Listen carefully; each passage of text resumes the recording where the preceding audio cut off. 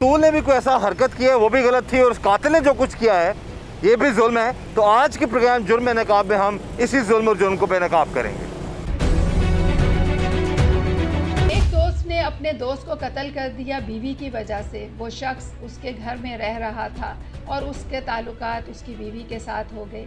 ऐसे वाक़यात और इस तरह के और भी बहुत से वाक़यात आजकल हम देख रहे हैं कि हमारे माशरे में नज़र आ रहे हैं। क्राइम रेट बढ़ता जा रहा है। ये सब कुछ क्यों हो रहा है, इसके पीछे क्या वजह है?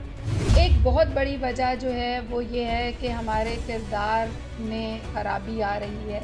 हमारे किरदार को बेहतर बनाने की कोशिश नहीं की जा रही, और इसमें वालिदैन का और उस असातिज़ा का रोल बहुत अहम है। वो बच्चों की तालीम पर तो फोकस कर रहे हैं, उनकी तरबियत पर फोकस नहीं कर रहे, जो कि बहुत ज़रूरी है।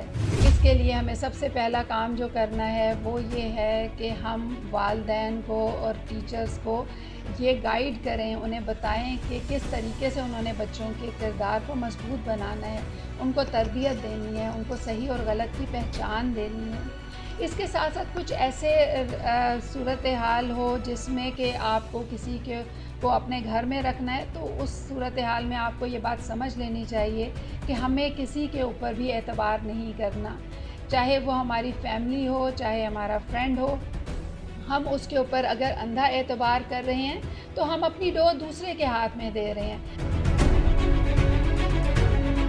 तो घर में ला रहे हैं तो दोस्त को घर में लाकर ऐसे तरीके से रखें कि आपकी अपनी प्राइवेसी, आपकी अपनी फैमिली जो है वो उससे अफेक्ट ना हो।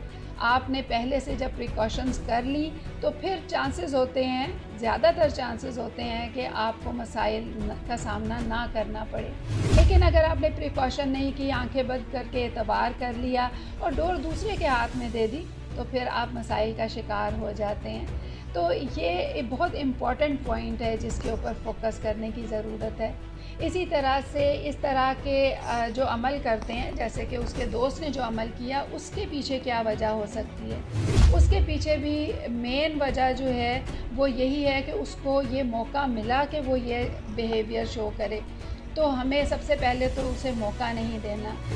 सही गलत की पहचान किस तरीके से कर सकते हैं, उसमें हमें अपने एक स्टैंडर्ड को रखना होता है सामने, यानी ये स्टैंडर्ड है सही का और ये है गलत का।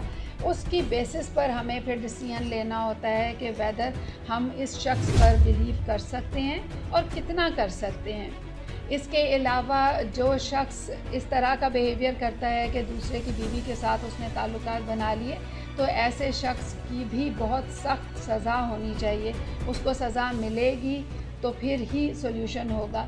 लेकिन जो ये सज़ा इस सूरत हाल में दी गई, ये सज़ा जो है ये उस शख्स के अपने लिए भी नुकसानदेह हुई कि उसने कत्ल कर दिया और ख़ुद भी वो नुकसान में रहा। तो ऐसी सूरत हाल में हमें होश से काम लेना है और हमें ये देखना है कि जो गलत कर रहा है उसको सज़ा मिले, ना कि जो जिसके साथ गलत हो रहा है वो भी अपने आप को नुकसान में डाल दे। तो ऐसी सूरत हाल में हमें अपने आप को सेन रखना है, मज़बूत रखना है, ताकि हम बेहतर सोल्यूशन की तरफ जा सकें।